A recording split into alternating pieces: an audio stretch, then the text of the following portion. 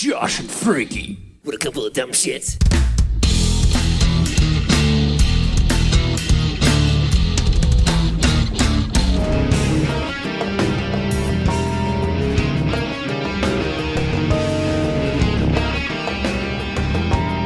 Our guest today worked with Primus drummer Tim Alexander to create 2 records under the name Attention Deficit.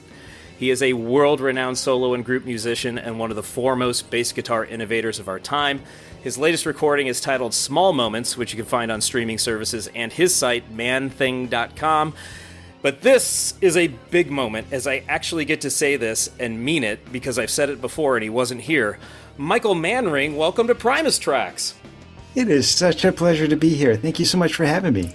The pleasure is all the way over here, but I'll give you a little bit of it. I'm so excited to speak with you today about your career and how you came up through the music world, and definitely about these projects, Attention Deficit.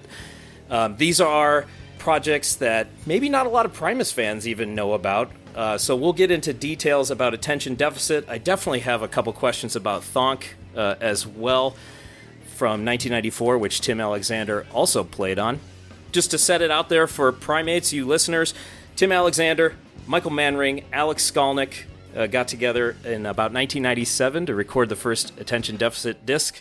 And then 2001 came around and another one came out. And these 2 records have a special place in my heart, Michael, because just at the beginning, I'll tell you, these discs really helped me expand my musical palette beyond Primus and the associated music in that world. So thank you for that. Oh, thank you for mentioning that. That's very kind. It really helped me see and hear music in a different way. And and this would have been around my freshman year of college, when everything's an exploration, especially music. And I was grabbing at everything I could and Awesome. shoving it in my ears. So it was quite a great experience to hear these discs. And I know this, it being a Primus podcast, we get a lot of listeners who play bass. You might get a lot of followers and a lot of questions from them after this, so be prepared, just in case. Awesome. Awesome. Yeah. That's great. I am an amateur musician at best. I play some guitar very poorly, and I'm actually relearning piano. I hadn't touched a piano for 30 years, and I got all those Basil books, and now I'm relearning it, and it is a trip. It's very fun. Yeah, it is, isn't it? Yeah, and you kind of actually started your career on piano. Is that correct? I guess technically it is correct. I was always a music head, always loved music, and my parents noticed that I was really into music. And so they signed me up for piano lessons when I must have been about 9. That's interesting, because I think I was forced to play piano and ended up liking it until I was about 12 and said, guitars are cool. And that was that. But did you find yourself liking, I'm sure you found yourself really enjoying piano and finding places to go with it, even as a kid. You know, I loved playing the piano, and I liked my teacher, and the whole thing was a lot of fun as a kid. But my real interest was bass, actually, but I didn't know what it was. I remember being a kid. I mean, this is the 60s. Yeah. So there wasn't information available. And I was hearing the bass in various places. And this is late 60s. So you're starting to hear bass come more in the forefront of a lot of, sometimes just jingles on the radio and stuff. Oh, sure. And I was hearing that sound and totally digging it. And I remember asking my mom if she could tell me what instrument that was, but nobody knew. So they signed me up for piano, and that was fine. I think Mom thought that this instrument that I was really showing a lot of interest in was actually the organ. And so that's kind of said, okay, well, piano, that'll work. And I love taking the piano lessons. A couple months into it, I finally discovered what the bass is, and begged my parents to buy me one. And they refused, saying that didn't want it to lead to me becoming a hippie. Oh. And so I begged and begged for years. And then they took me out of piano lessons.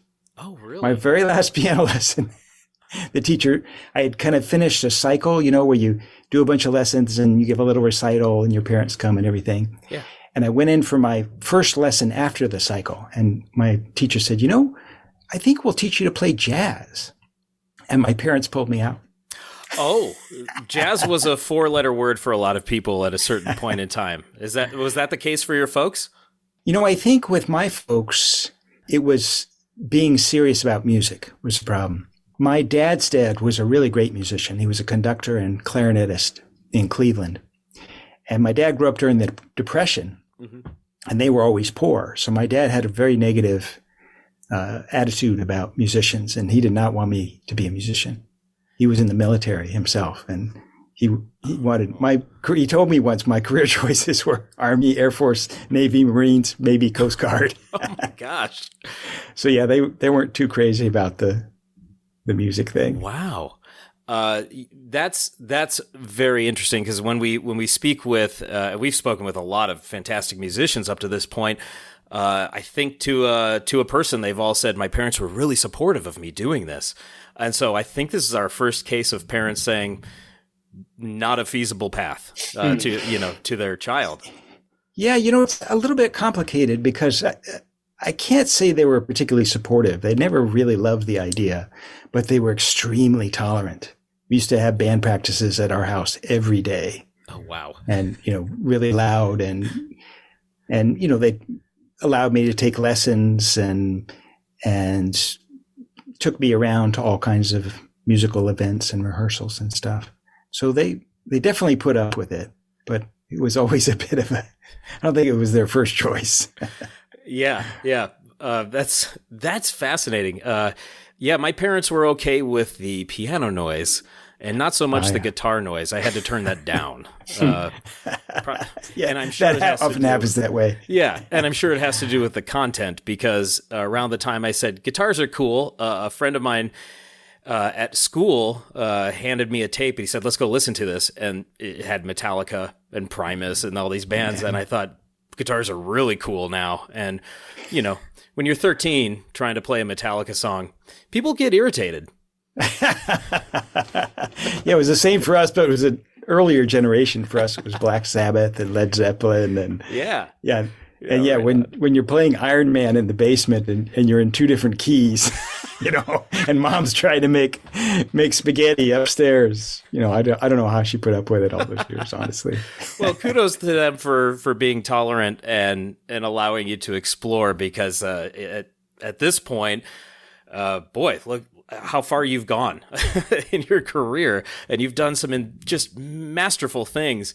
And actually, if you don't mind, I'd love to fast forward to Small Moments, your latest release, which is available on Bandcamp and through your website, manthing.com, excuse me.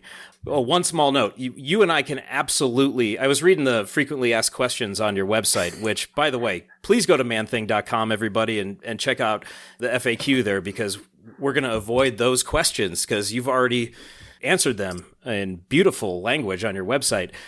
Thank you. But I will tell you, we can bond over last names being catalysts for nicknames. You got Man Thing out of Manring. My last name is Bald. Make your own jokes. Go ahead. It's fine. So, lucky you. Yeah, lucky me, right? As a middle schooler, like Josh Bald, huh? All right. So it's like, I suppose it's a mark of rebellion to have long hair when that's your last name.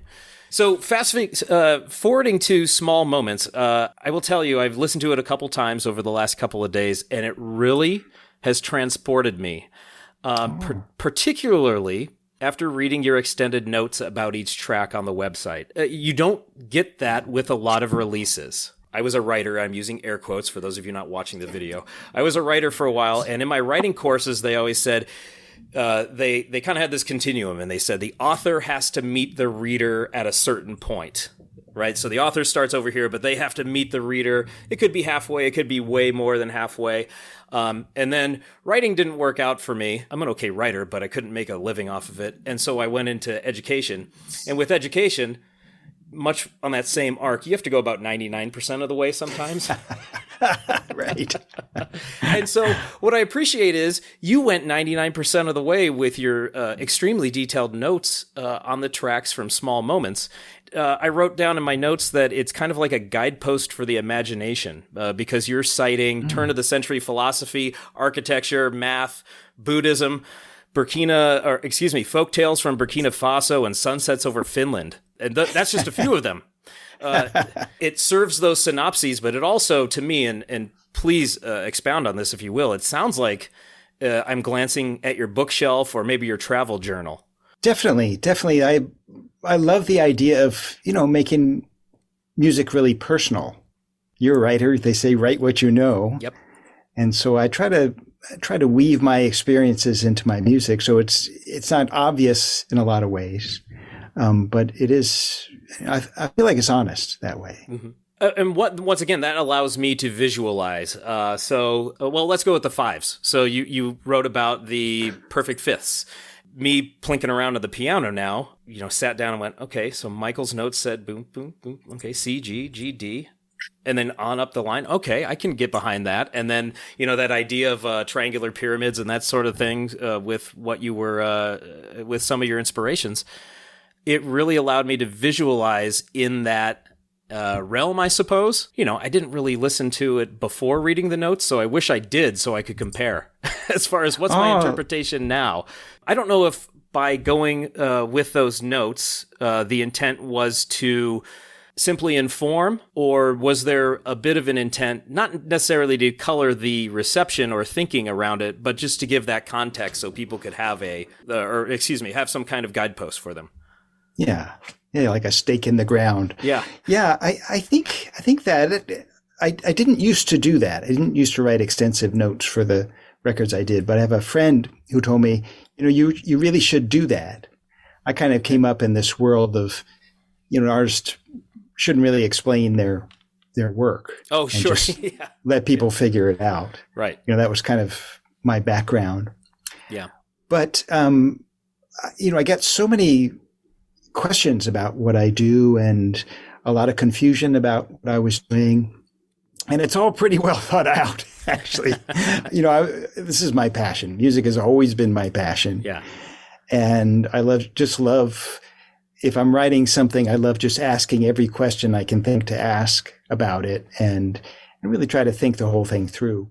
And so it's kind of nice putting those things down on paper for myself in a way, it helps me make sure that I've thought things through correctly. So I kind of got talked into it a few records ago and just ended up kind of liking the process. I felt like it helped me, and I couldn't think of a reason why I should try to be mysterious and not just tell people, this is where things are coming from, because it was also very clear that nobody really cared. I don't mean that in any kind of negative way. Yeah. But, if you put something out there, you think people might get it and really think about it and try to figure out what the keys are to it. Mm-hmm. And really, people don't do that with my kind of music. And that's fine. There's no reason that they have to. So it's kind of nice to spell it out as much as I can. I've got a lot more to say than I actually write in my notes about my music. But it's a nice thing to do kind of across the board. And a lot of people don't read them, and that's totally fine. Mm-hmm. But some of the people that do seem to appreciate it, that they want to know where things are coming from. I certainly did. And I got to say, because a lot of interviews you read or hear with musicians, and it doesn't matter what kind of music they play and at what level they play it, every so often you get a guy or somebody that just says, well, it sounded good when I hit the note. Right. And that's fine too, because that's really instinctive. But you're doing something in a different way, where it sounds like, you're channeling, maybe while you're shedding it or putting it together, you hit a note and you go, well, that doesn't sound like a sunset over Finland. That wasn't the mood I was trying to capture. Am I in the ballpark there? Yeah. I've studied music my whole life. As I said, this is my passion. So I'm still studying. Actually, I still have a teacher. And still working on various things.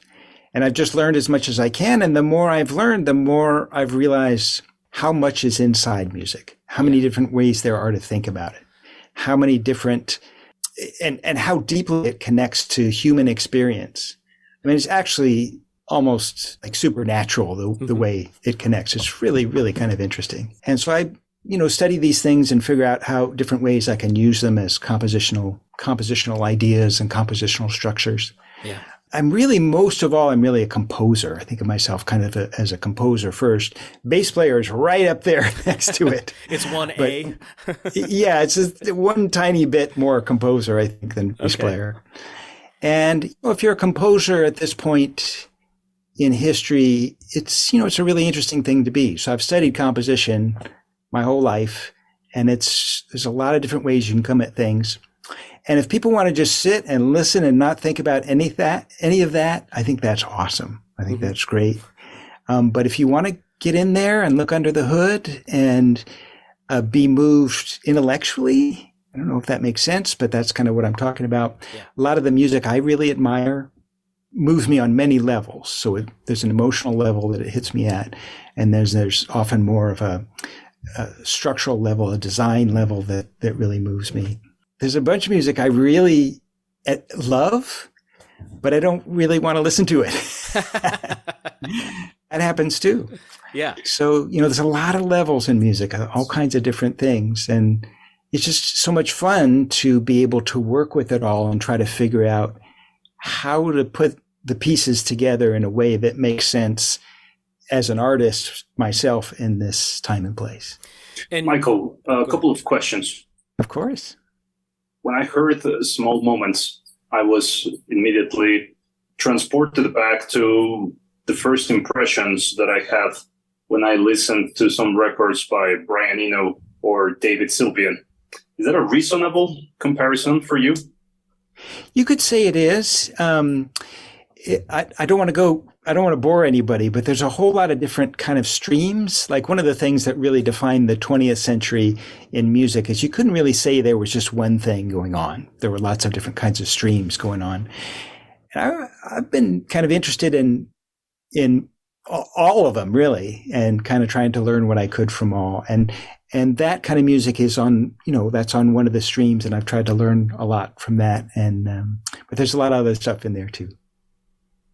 The other question is that Josh and I record this podcast and we never listen to it. I write articles and then I never read them. Do you listen to your own music? Is it something that you can actually enjoy? No, like you, I don't listen to it after I'm done. I think of doing a record. For me, it's almost like an exorcism. And I know it sounds weird, but I have these ideas burning in my head and my heart and my ears that I just want to get out and do. And then once it's done, I just want to think about the next set. I don't really want to go back there.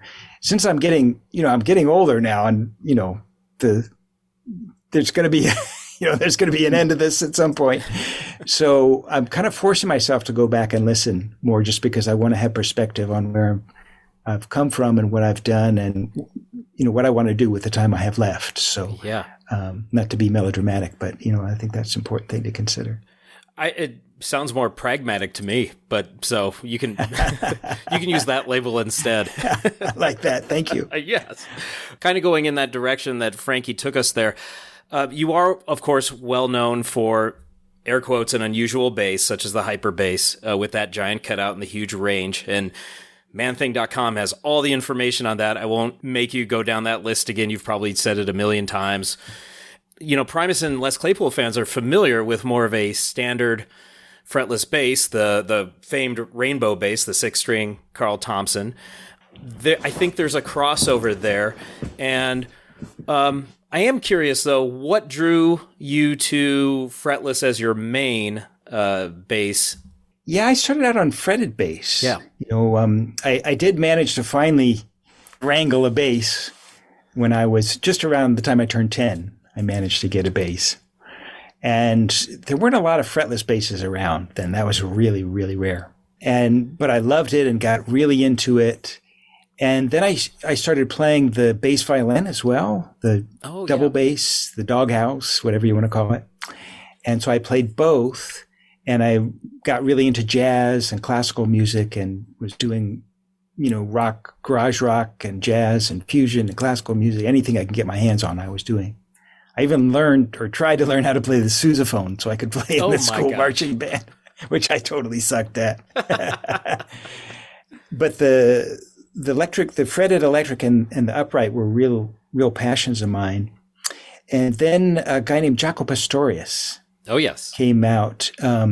He kind of first surfaced around 1975. And me and my friends being big music heads, we found out about him. And he played a fretless electric bass. And it seemed like it was just the perfect union of the two worlds that I was working with and struggling with. And I just said, that's for me. And I started playing the fretless. And I didn't have a fretted bass for a long time. Okay. I was just playing the fretless. And when I was a little older, when I was in my early 20s, at 22, I studied with Jaco. Yeah. And he was a really big inspiration to me, big influence on my life. And just the way he kind of envisioned the instrument just seemed really complete and like it kind of encapsulated everything you needed to encapsulate. So I re-warmed up to the fretted bass in the mid 80s. I got another fretted bass. I went to Japan and they gave me one. They were very sweet and gave me one. I kind of fell in love with that too. But the fretless bass still seems to me like the default bass. You know, it still seems to me like that's when somebody says bass, that's what I see in my head. Yeah. and hear in my ear. And so with that fretless bass, that the ones that you've been using for quite some time that your fans will definitely recognize, and then after Primus Tracks fans go and check out your work, they're going to say, or they're going to hear it and go, "Oh, I'll never forget that." You know, it's so signature. Or to borrow a word from Frankie, idiosyncratic, one of his favorite terms. So this is the long way to what I was trying to get at with following up on what Frankie was talking about.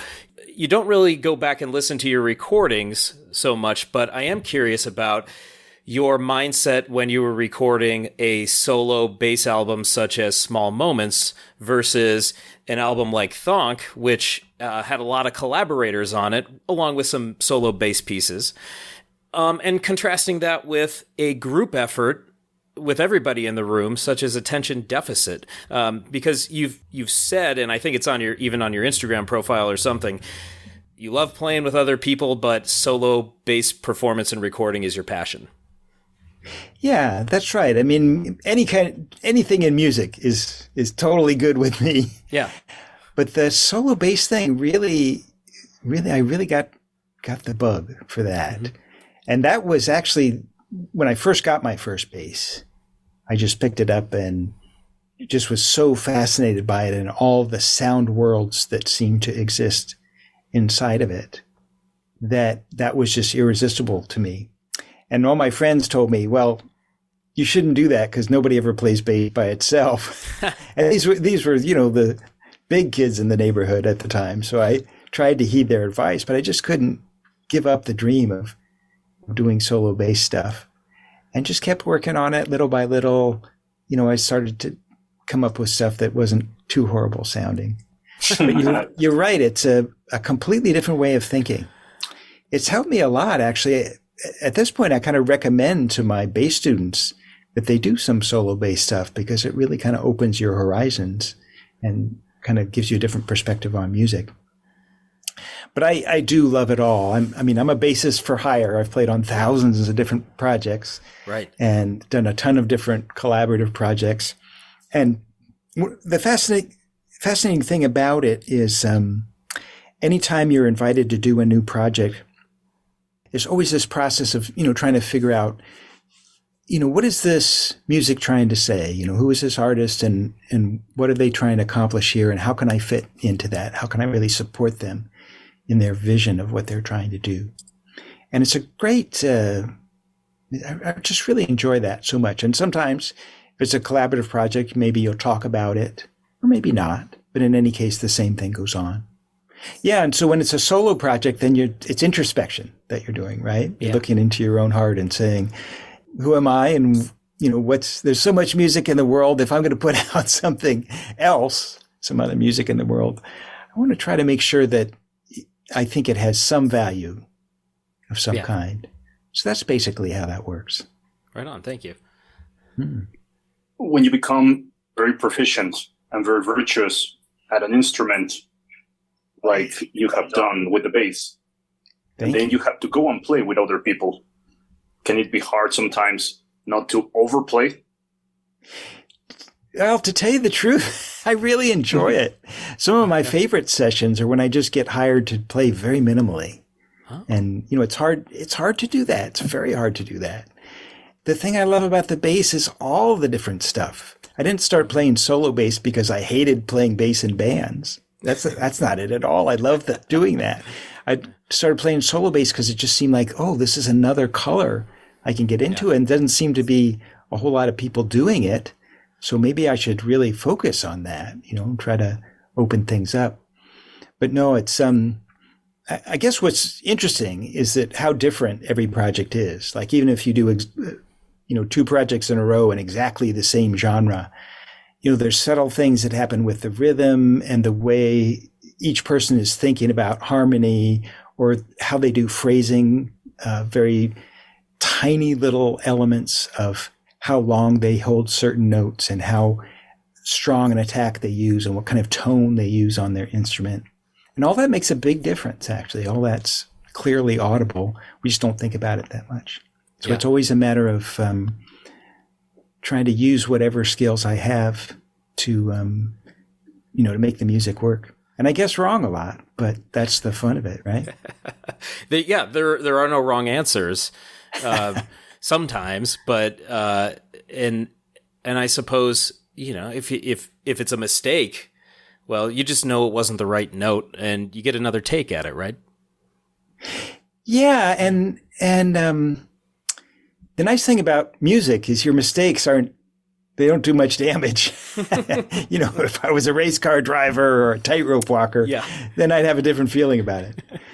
But in fact, mistakes are, they're always invitations to see if you can make something out of that. Maybe it's a cliche to say so, but I don't know so often I'll be playing something, especially live performance, and do something I didn't really mean to do, but it just opens up. Suddenly you're here in a whole new way and a new thing opens up. So it's not something I really want to get rid of. I don't really want to get rid of the mistakes. I just hope to make them at the right times. Yeah. Well, with that in mind, playing with a group and possibly making mistakes, because they do happen, as you were putting Thonk together, I want to say 94 is when this one was released. When you were putting that one together, how did Tim Alexander catch your attention to earn an invite to the recording sessions for that one? Yeah, Thonk was my 4th solo record. Mm-hmm.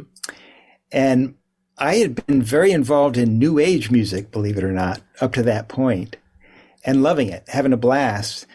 But, around 1990 or so, it started to seem like it was time to kind of move on. Okay. And I was really anxious too, because as I said, I grew up doing all kinds of music and just really wanted to do something different. And fortunately, my label was okay with it because they were, really a new age label, basically. But I think maybe they saw it was time to branch out too. Okay. And so they supported me.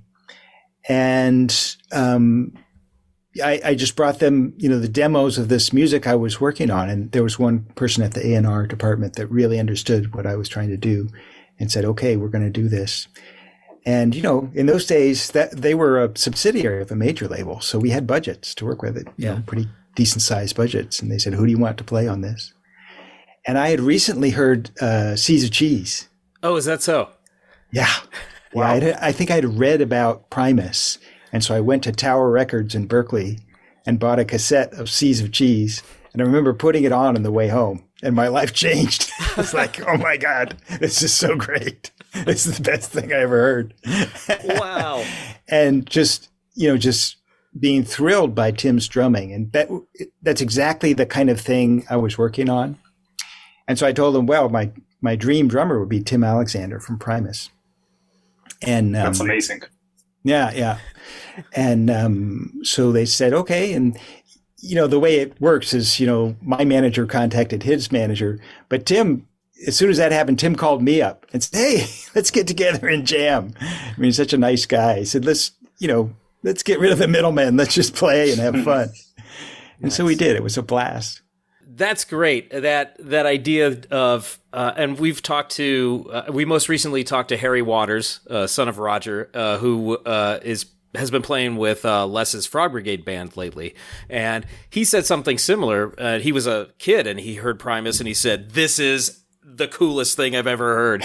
And so you're an established musician at this point in the early to mid '90s, and you hear Seas of Cheese, and what was it? Tim's drumming, you mentioned. What else were you hearing in there that you found value in?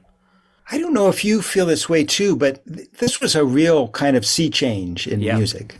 The music up to that point, like music through the 80s, was just so kind of slick. Mm-hmm. And we were working on records and just polishing them to death, and just, this was the beginning of every note was just, we just placed perfectly. And I enjoy that. I really like that a lot. Mm-hmm. But I was just ready for something else. And I remember hearing Nirvana for the first time. I was on tour in Europe and had jet lag, and so would just kind of have MTV on because that was the only thing that was on TV at the middle of the night. And hearing Nirvana for the first time and going, wow, these guys, they're really angry. This is not an act. And just loving it. And just thinking, this is what I want to get into. And it was just, again, it was that honesty, I think, mm-hmm. that I really loved. And yeah, Seas of Cheese was, to me, it was just a revelation because it was really interesting music. It really was avant-garde music, but it was pop music at the same time. Yeah. That's hardly ever happened in history. And I just, I thought it was so cool that they were making that happen. It's just, to me, it was just really opening things up and thinking in a whole new way, which is exactly what I wanted to do at that point. But it was the whole band, everything. Les is just amazing. I just love his playing so much, and his whole concept is amazing. And Larry just, doing this bizarre stuff. Yes. And making it work. I mean, just like, wow. As I said, I grew up listening to a lot of contemporary music and avant-garde music and some very, dissonant sounding music. Yeah. And for these guys to pull it off in that way, it's just like, oh man, this is so happening. This is so great. So yeah, it was the whole package, really. Excellent. But Tim was, he was my dream drummer. Absolutely. Yeah. I always get a smile on my face when we talk to an accomplished musician such as yourself, and they say something along the lines of, "I don't know what Larry's doing." And I think that's the best compliment you can give the guy. I really get what he's doing. I don't know if we have the same inspirations, and that's where he's coming from. But to me, it's just awesome. Just excellent. Love it. And of course, everything you're saying is what hooked me as well. The creativity, the irreverence, and it just being so different. And Seas of Cheese was a major label record. I know.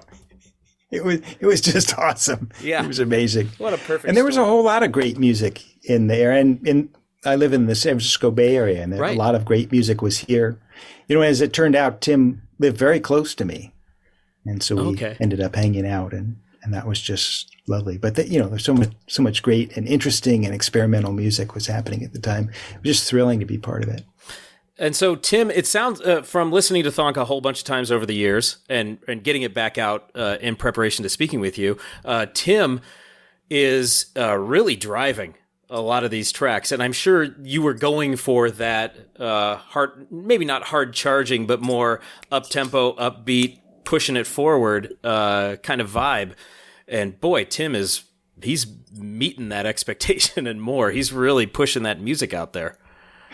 Absolutely. That's absolutely right. We really, we didn't want to be half-assed about it. We wanted to go in full bore and, really put our hearts into it.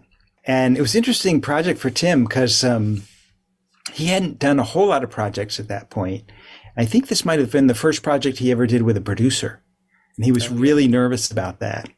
And our producer was great, John Cuniberti, really great producer, produced the Dead Kennedys and a lot of great people. Nice.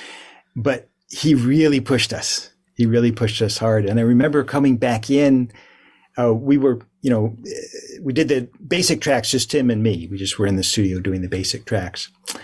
And I remember coming in from one of the takes to listen into the control room. And Tim said, Michael, look at this. And he held his hands up and they were shaking. He couldn't stop them from shaking because he'd been playing so hard and so intensely. Wow. But I think that really came across in the tracks. I mean, he was just amazing. He never played the same thing the same way twice. Mm-hmm. And that the producer was a little taken aback by that. But I said, no, just let him do his thing because it was all amazing. And there's another thing that happened during this recording. There was one of the tunes where I needed him to play with what's called a click track. Oh, yes. So in this case, there's sometimes for some music, it's really helpful if you can play along to a steady metronome, basically, because for technical reasons, you're going to use that as timing reference. And this is a very hard thing for drummers to do. And I said to him, for one of these tunes, we're going to have to play with the click track. Are you okay with that? I remember him saying, actually, I've never done that before, but I'll give it a try. Yeah. And I was so nervous because we didn't have a way of trying it out before we were actually in the studio doing the recording. And he was amazing. I mean, it just didn't bother him at all. But that's one of the things about him. You hear this immense power coming out of this guy. I mean, just amazing emotion and just enormous personality in his playing. I mean, it's him within 3 drum hits. You know who that who's playing. But the weird thing about him is he's always listening. He's listening to everything you do. He's always just completely tuned in and completely working with everything. It's just so great. Now, I've played with a ton of different drummers, and I've played with really great drummers who don't do that. Mm-hmm. Really great drummers who they do their thing and you latch on to them and that's it. And that's great. That's awesome. But I have to say it's a little cooler when you have one who's just totally tuned into you and really going to work with you no matter where it goes. Yeah. And, I mean, what a talented guy. Yeah. Just amazing. And Frankie and I have listened to, I don't know, maybe thousands of Primus live shows at this point in our lives. And one thing we've noticed is he is so responsive to especially what Les is doing. They're so in lockstep because they are listening to one another. And Tim is exceedingly good at that. So I'm glad you brought that up. Yeah, they're great musicians. Some people may not think so, but these guys are amazing musicians. Oh, yeah. Yeah. So you had a great experience with Thonk with Tim. Alex also played on it, but I understand the 3 of you were never in the same room at the same time making Thonk, correct? That's right. That's right. I forgot about that because we did the rhythm tracks, just me and Tim, and then Alex did his parts as an overdub. That's right. Okay. And obviously you were very happy with what you and Tim did, and clearly you were happy with what Alex put to record for you because Attention Deficit comes along and you guys start recording in 97. I brought up an old interview from around the time of the first record release, I believe, and it sounds like it was Alex's idea for the 3 of you to get together? Actually, if I remember correctly, it was the record company's idea.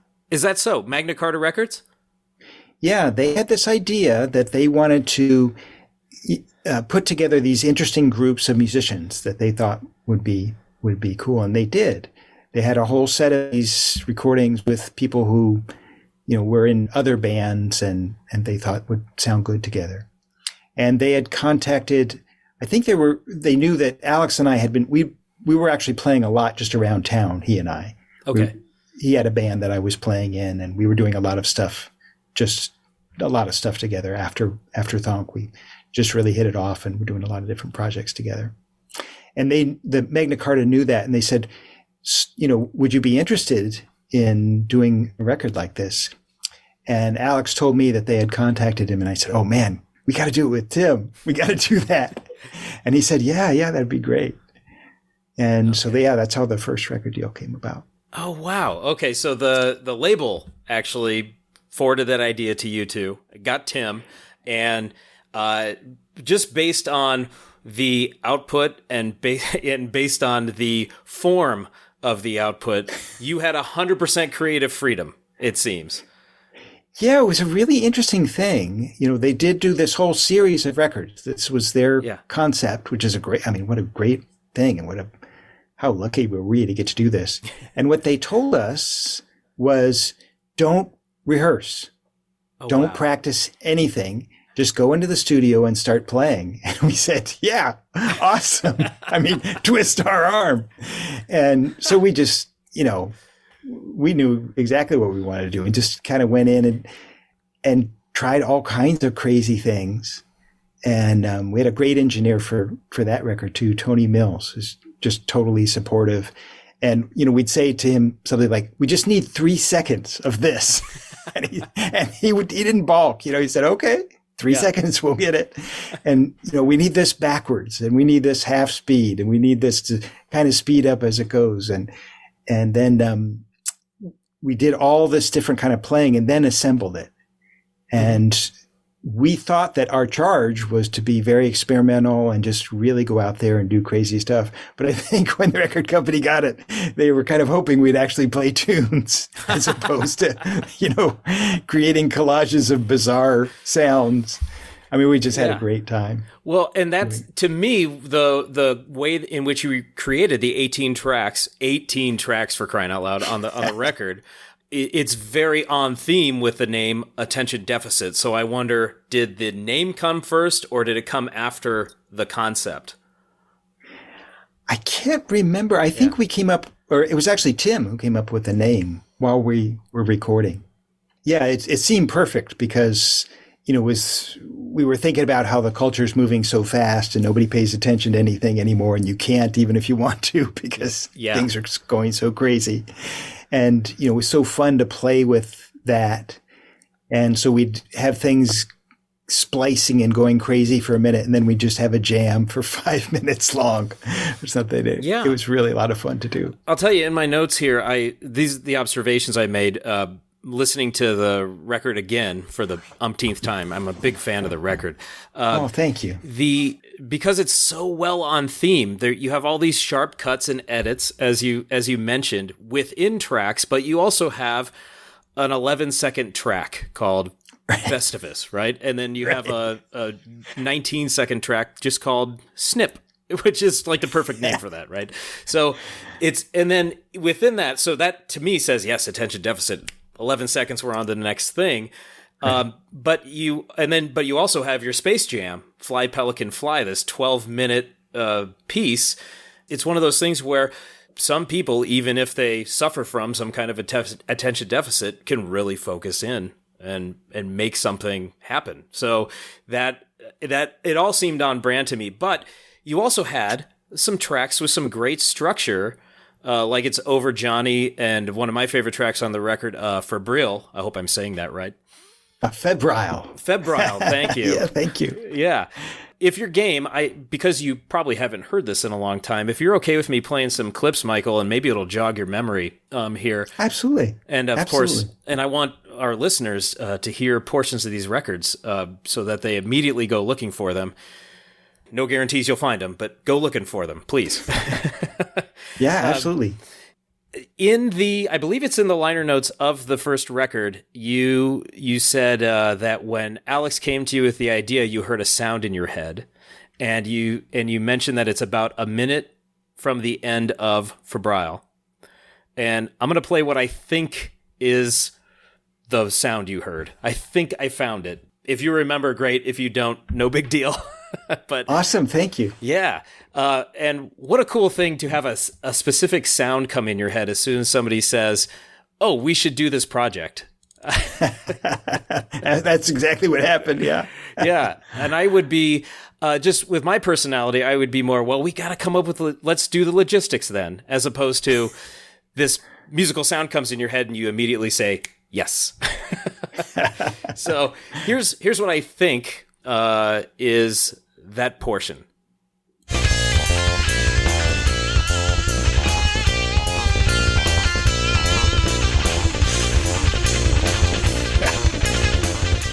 Am I close? Yeah, I think it's just the next couple of seconds after that, but yeah, that's pretty much it. All right. Yeah, I have to admit, I got nervous about going in completely cold, so I did prepare a few things beforehand, and I think that I had the bass line for Febrile, which just means feverish, means you have a fever. Oh, okay. Nice. Yeah. And I had a couple other things, but we didn't have much. Definitely didn't have much.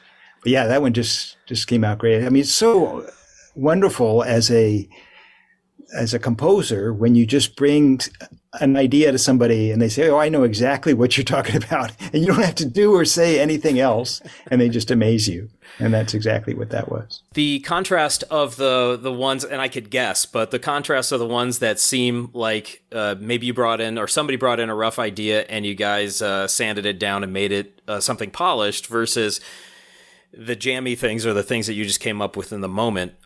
It all coalesces to me. It works really well. And Febrile is actually, as I mentioned, it's one of my favorite tracks. And I just want to play about 15 seconds of it where you guys do this incredible run right here.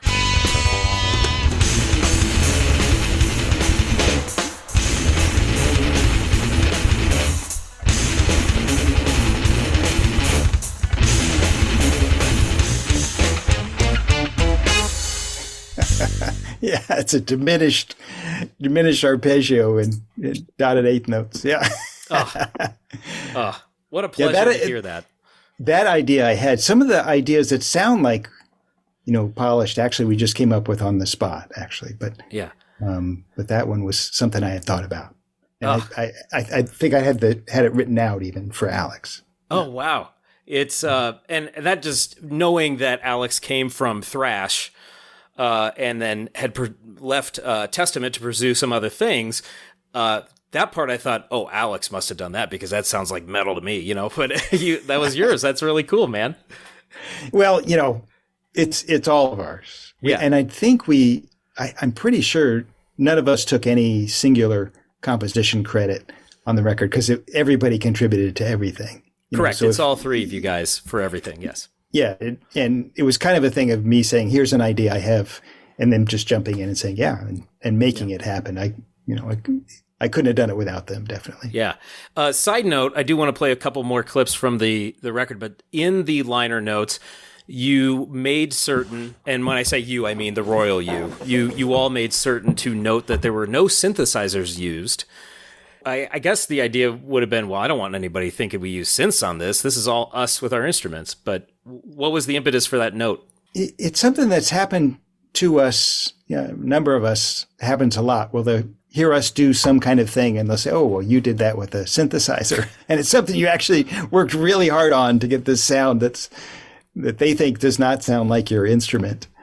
And so we just wanted to kind of be clear about that. And maybe it was a little selfish to do that, but it seemed important to us, Well, I'll tell you that record, being my first exposure to your playing and your sound, it was useful for me because I didn't know. Oh. You might have been using some, some effects and things, but it helped me go, "What? This is all bass? That's all guitar?"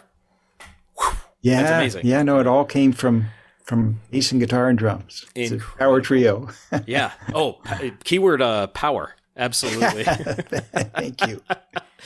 There's a couple other things I want to play, and Frankie's a huge Seinfeld fan, so I'm going to play all 11 seconds of Festivus just for him. Okay. But once again, just to tell your engineer or just to say, yeah, we just need that little part. We'll make that a track, and we'll call it Festivus. Exactly. That's pretty much what happened. Yeah. And there was no pushback from your record company is miraculous.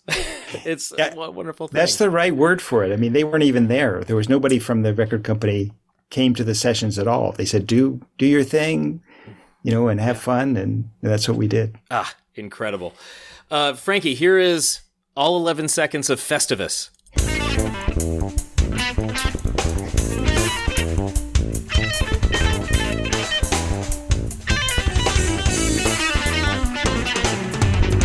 That's it. One of the things we wanted to do is sound like we didn't know exactly what we were doing. At points we wanted to sound like we knew what we were doing, but we really like this idea of playing where, we're really kind of on the edge and, should we keep this? We wanted to have that in there, but we didn't want to be pretentious about it. We didn't want to make people suffer through too much of it. So.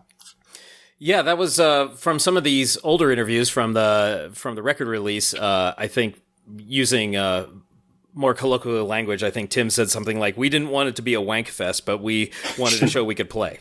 You know, that sort of thing. Yeah, exactly. We didn't want it to make like a look at me kind of chops record. I mean, we can, we've studied our instruments. We work really hard to be able to play well, but that we didn't want that to be the focus. We wanted it to be more exploratory, trying some things that were a little bit, kind of dangerous, maybe kind of edge of the possibility kind of music. Yeah.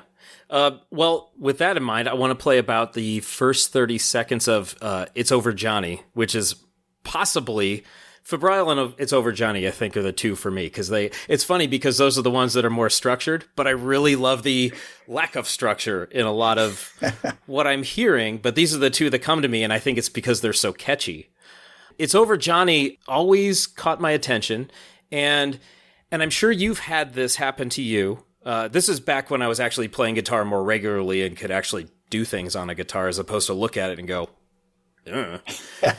but it's happened a few times over the years when I'm playing regularly. I put on this track and I heard it, and then I just kind of knew how to play it. I kind of found the notes and figured it out close enough, I think, to make it sound like it, the guitar part. And I thought, oh my gosh. I don't know if that ever happens to you where you listen to something and then you just grab your instrument and go, yeah, that's it. It was such a weird experience for me. Yeah, some of the best music happens that way, where it just kind of falls into your lap and it's not difficult at all. Yeah, it's happened a few times, and this is one, the main lick that I'm going to play here after the part where he's just kind of scraping on the strings there, which that was pretty easy to figure out. I'm very happy about that. But this main lick, and then your supporting part, and what Tim's doing, all three of you guys do some really cool stuff here for It's Over Johnny. Here it goes.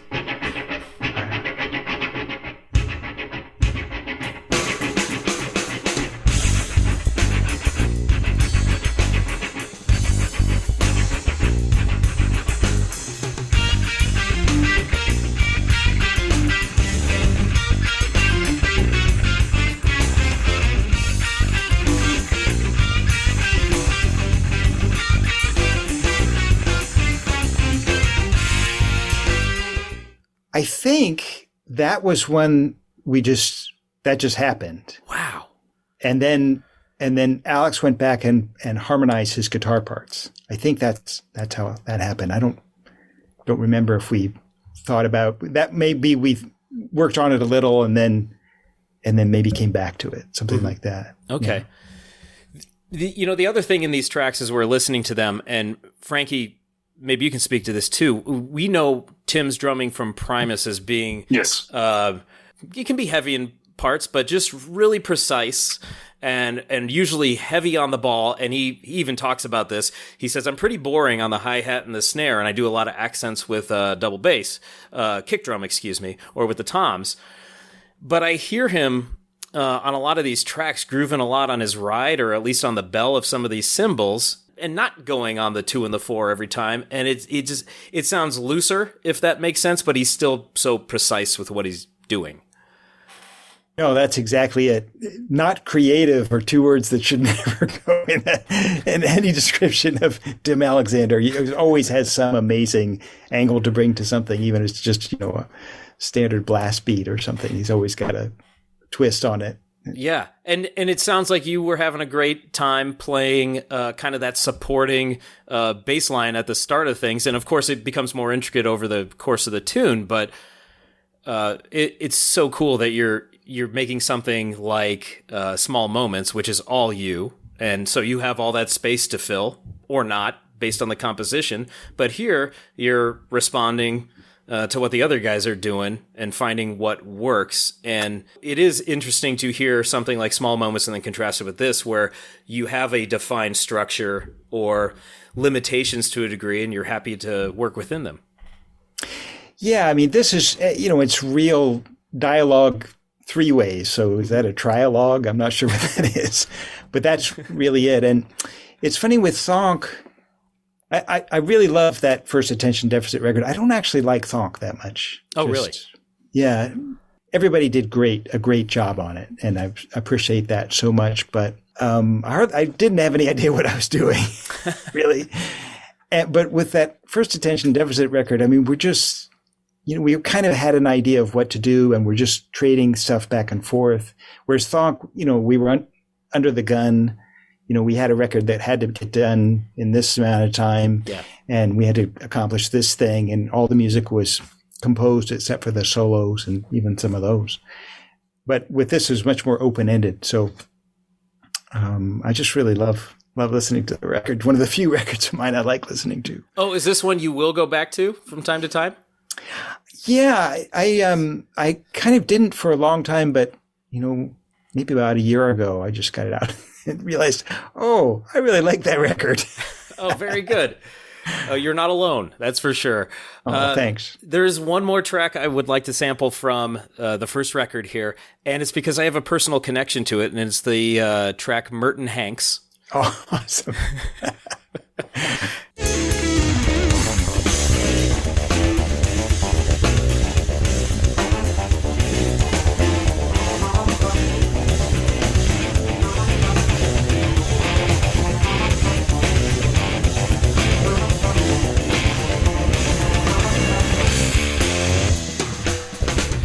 So that crescendo and what you are playing, Michael, that and then it harmonizes, which is really cool. I know I'm doing a horrible impersonation of it, and I apologize. But that sound, coupled with the title, Merton Hanks, I went to the University of Iowa, and as did Merton Hanks, albeit 20 years ahead of me. But when I was a kid, I saw him playing for the 49ers, and whenever he made a big play, an interception, scored a touchdown, he did that neck wobble thing, and that sound is the sound of Merton Hanks doing that neck wobble thing.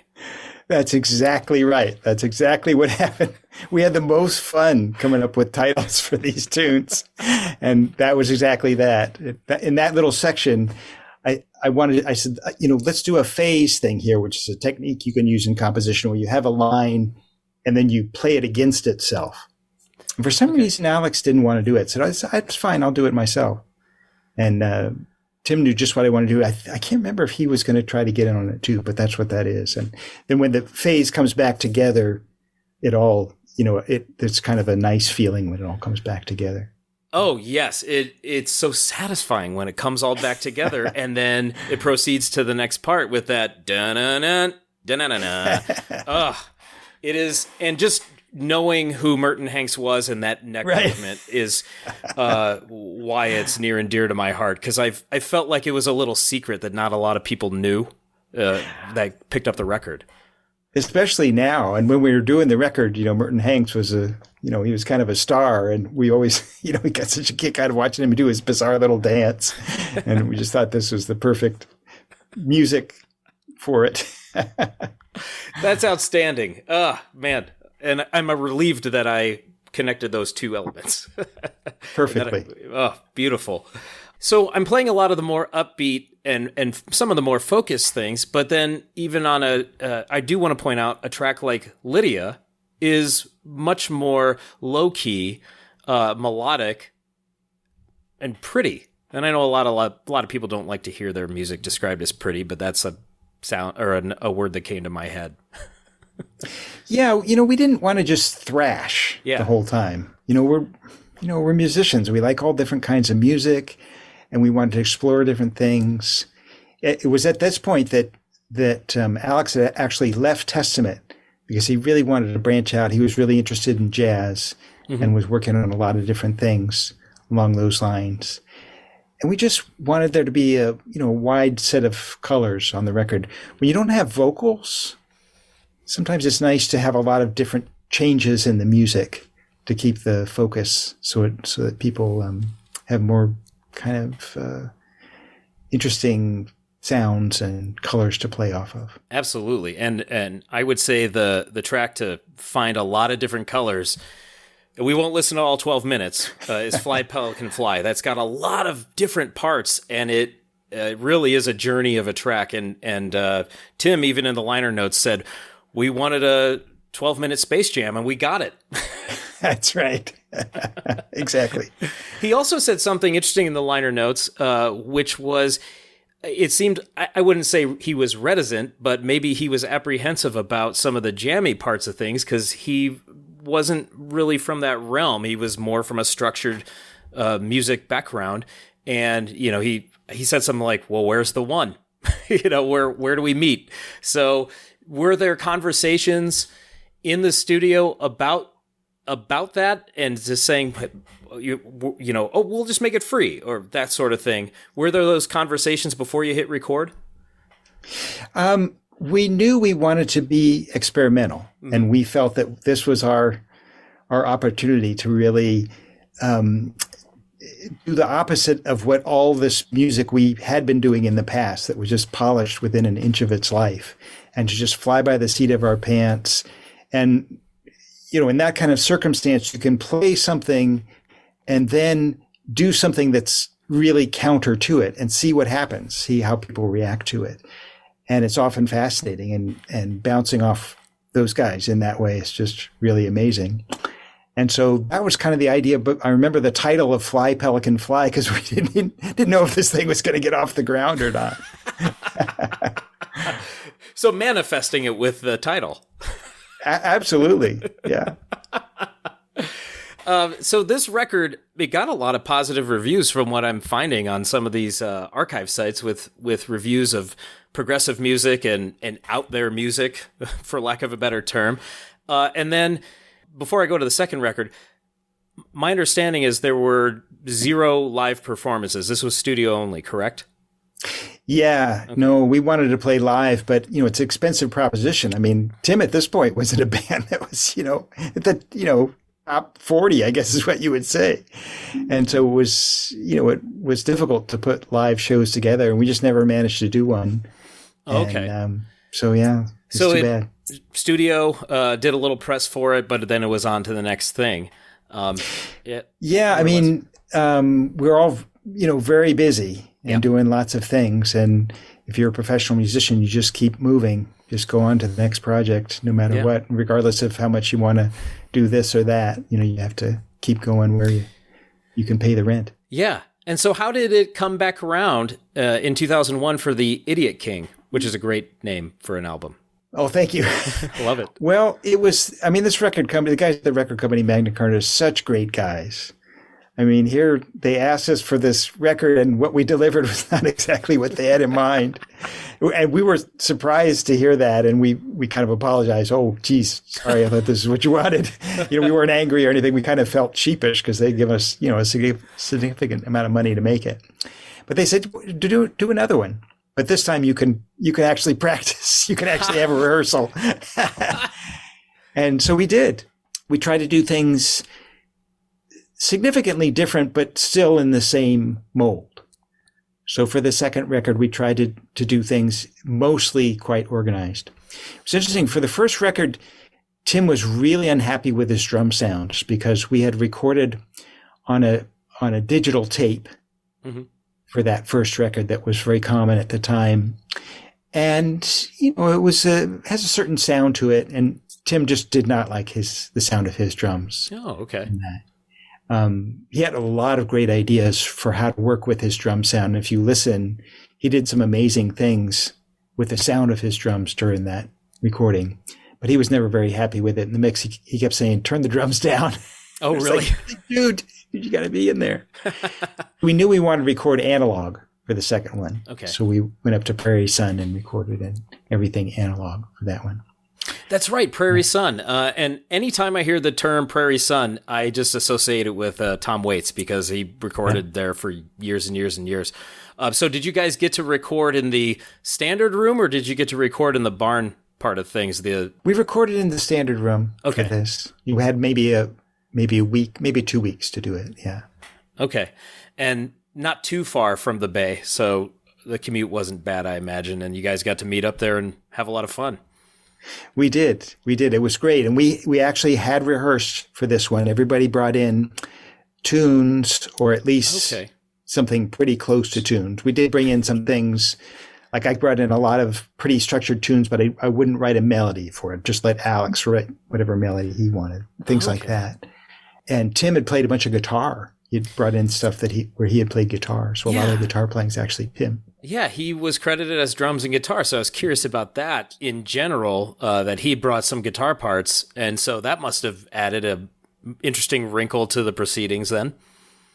Yeah, it was really nice. One thing we did for some of the tunes, we recorded things ourselves in our home studios and incorporated what we had recorded into the final recording. That's kind of nice when you have something already down that you're playing along with. Makes things flow a little bit better sometimes. I did write in my notes that the Idiot King does seem more focused in the sense of the tracking, especially because there are no little 11-second specials. Right. I mean, we felt so bad, like we had been.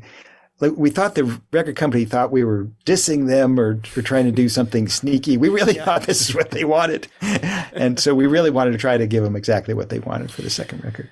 But there are still a few elements in there where you'll have some sharp cuts or, excuse me, or in the intro to a track, you'll kind of, and I'm blanking on which track this might be, but there's a part and then a hard cut to another part, hard cut. But then those parts come back around. So it's almost like the preview of the tune before you play it.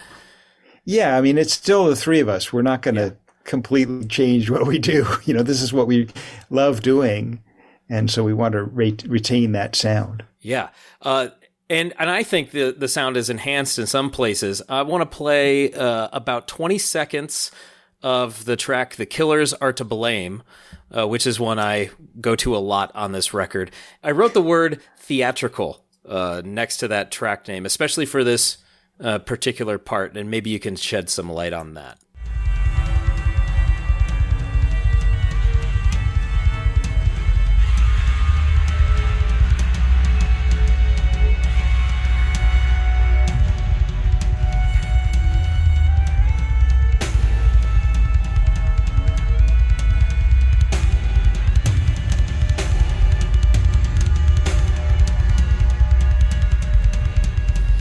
I'm going to fade it out there because I don't want to spoil the payoff for anybody that listens to that track because it is huge. And listening back to that clip now that I wrote the word theatrical and reacted that way was the big sound on Tim's drums and the sounds that you guys, you and Alex are making there. And now I know why there was another no synthesizers disclaimer on this guy. Yeah. in that portion. What do you remember about that track? Because that does sound like you guys were watching The Last of Mohicans or something there. Right. If I remember correctly, that was an idea that Tim brought in. And I think that's him playing guitar. He had played guitar with an EBO, which is a little device we all like to use. Yeah. And then we kind of added on in the same vein to what he had already done and took it in different directions. And yeah, you're right. It was kind of like, there's a great composer named Glenn Branca that I think Tim's a fan of Glenn Branca too, who was popular in New York in the 80s, who wrote symphonies, what he called symphonies, but it was just 100 guitar players playing as loud as they could play. It's, pretty interesting music, really beautiful.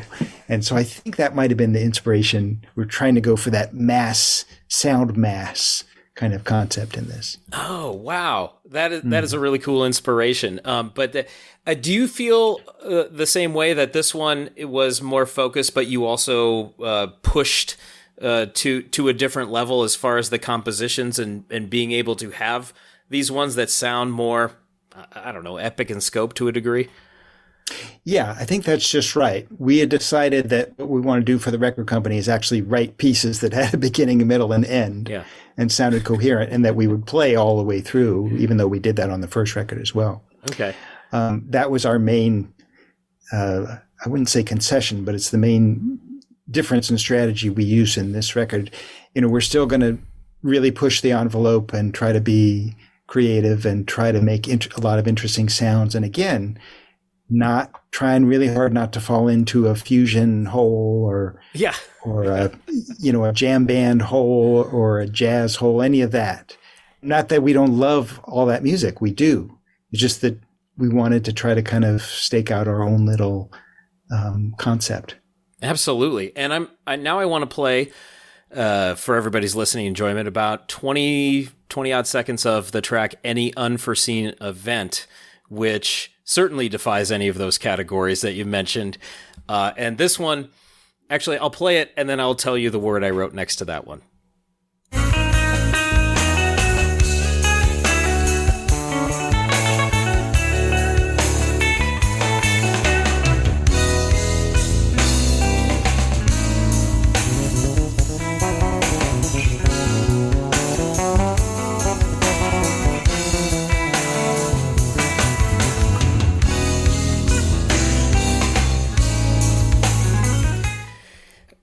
The word I wrote there was ugh, because it was so beautiful. And oh, that's nice. Thank you. Especially the part, and I know it's strange to react with the sound of disgust to something so beautiful, but the phrasing, especially on the run you did on the bass there, always catches my ear in that track. And so you could listen to 20 seconds ago, oh, that's jazz, that's fusion, but I don't think it is. I think it is unique to you guys.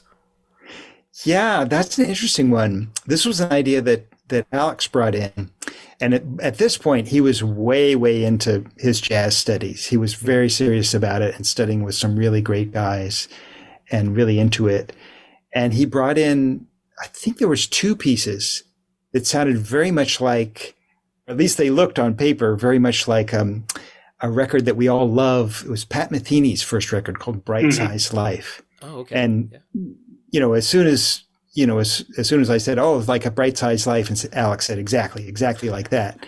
And Tim said, what's that? And we said, this is Pat Metheny's first record, Bright Size Life. And he says, I've never heard it. And we said, don't listen to it. Please don't listen to it. We don't want you to have any reference like that at all. Please.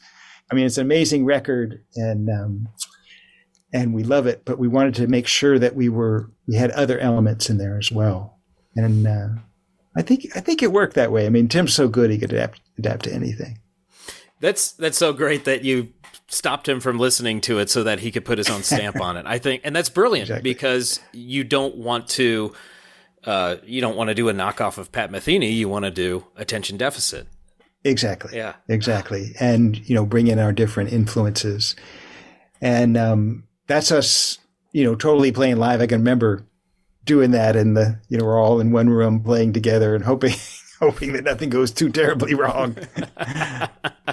Was this one then, because the first record was definitely created almost all in studio with you guys playing and doing a lot of snipping and editing and overdubbing, but also some live playing. Was the second record, did you guys do more live in studio than the first, do you think? Yeah, I think so. With the first one, we did a lot of live playing together, but a lot of cutting things up.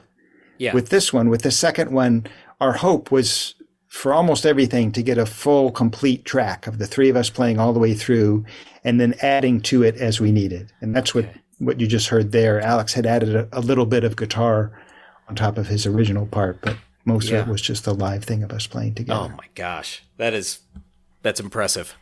Thank you. Yeah. There's another track I want to play, and this is one that I'm sure the record company was looking for, because you have a couple of tracks on the record that are in the 7 to 8 minute range, and just given the lineup of Magna Carta records with a lot of proggy names, an 8-minute track is probably what they were more expecting, right? Yeah, I think maybe that was what they were hoping for. So I want to play this part of RSVP. Just caught my ear.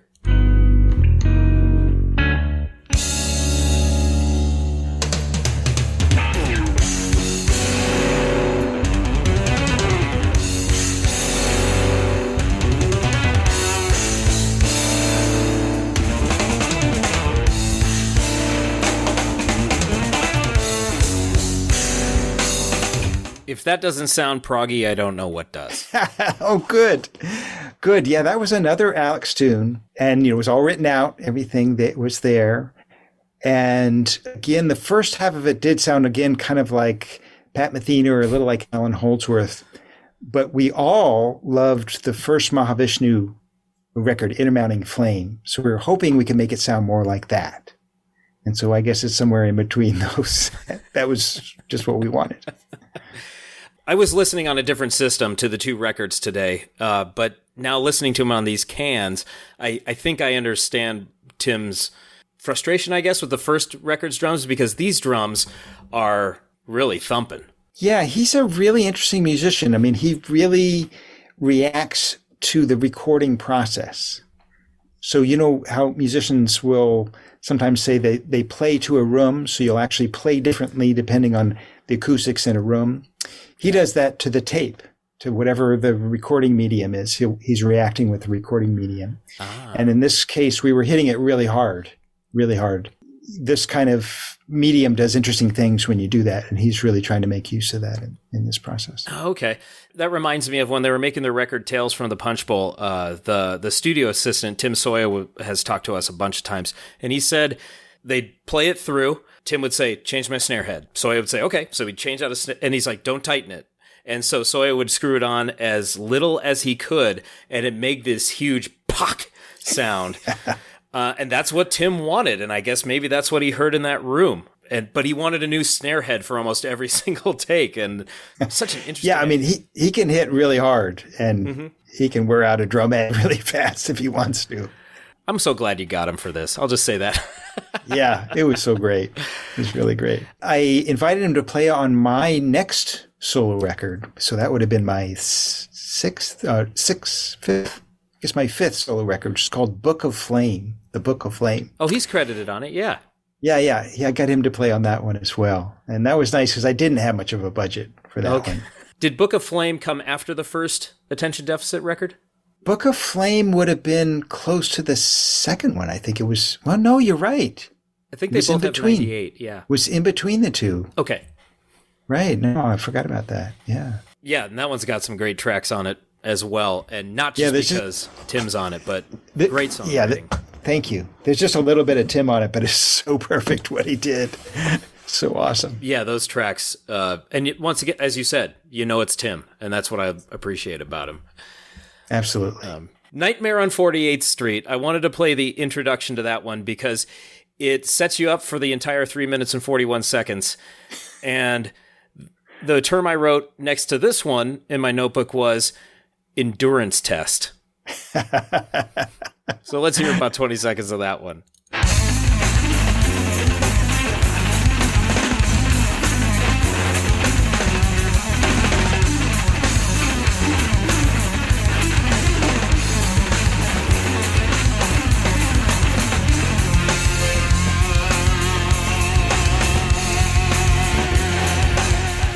So when somebody says to me, I like all kinds of music, I have certain songs I like to play for them to test that, this is one of them. Yeah, this was supposed to be a joke, this song. It was supposed to be a joke. 48th Street is the street in Manhattan where all the music stores used to be. I think a lot of them some of them are still there, but not many. And so if you'd go in there on a Saturday afternoon, that's pretty much what it would sound like. And so this is an idea that Alex had to just, play in the nastiest, just over the top, possible thing he could play and calling it a thing. But I don't think anybody ever heard it as a joke. People have always said, oh man, that's really badass. And we're just kind of like, this is a kind of a laugh that we're having, trying to do something completely over the top. I think the attraction to it is because you guys really are going balls to the wall to it. There are some moments in the Attention Deficit records where you guys do that, but this one is just solid beginning to end wailing. I have to imagine for you, you have such discipline when you play, especially on something like Small Moments. It's got to feel good just to shred every once in a while. Oh man, I couldn't live without it. You're absolutely right. After playing some really, complex music that's everything has to be exactly in place. It's really fun just to let loose and make noise. I saw a video of you. You were recording for somebody and it was about 20 seconds. You said, I got a shred here. And there was a video of you doing it. It was great. The last one I'd like to sample is the intro to the final track with another great track title. You guys did wonderful work with your track titles. Public Speaking is Very Easy. Oh, right. And There's a couple tracks I would say, if you're a Primus fan, this would be the one to start with. And this one, I think people are going to hear a lot of Primus in the first 20-odd seconds.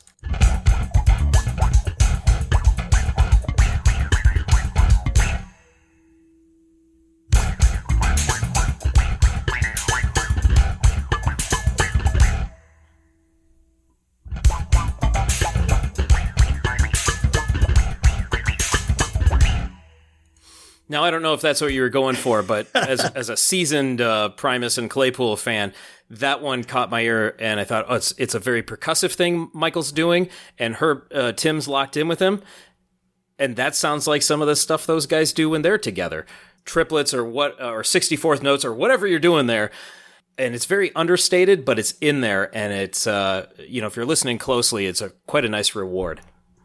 Oh, thank you. That never occurred to me. It really does sound like Primus, doesn't it? Honestly, it never occurred to me. This is something I brought to the guys. And again, it was one of these where, let's not figure this out. Let's just keep this an idea. And, if we screw up, that's a good thing. And yeah. I had this actually fretted bass I'm playing here in a very bizarre tuning. Tim, I think, has the cymbal on the drum, put a cymbal on the drum, and is playing with some really weird sounds. And that was the idea, to just do something very metallic sounding and very rhythmic. So kind of trying to sound like an African ensemble all playing non-pitched metallic instruments. But you're right. It's what it sounds like is Primus. I never thought of it. But I consider that a compliment. Oh, and it's intended as such. That's entirely certain. So these two records have a special place in my heart for many reasons, and can't thank you enough for talking to us about these records. There's a couple of things I want to ask you here as we wrap this up. The first one is Tim recently moved back to the Bay Area, and I don't know if you're ever in contact with him, but has there been any talk of more attention deficit? I think it was disappointing for everybody. We just kind of got nowhere with those records, unfortunately. I think the record company was hoping for get more sales on it. Mm-hmm. And, as we talked about, we all kind of had to go our separate ways and, make a living in one way or another. So we weren't able to do anything else with it. But it would be a blast to do more. At this point, it's a long time ago, so I'm sure we would do it differently now, but maybe not. All three of you would bring a lot more to the table, and I would love to hear what it would sound like 20 years down the road. It would certainly be fun. I will agitate for that one way or another and try to make it come true. Cool. Thank you. Yeah. My last question is this, and if you'd finish this sentence for the people listening, for your projects, which are Legion, your name's on a lot of things.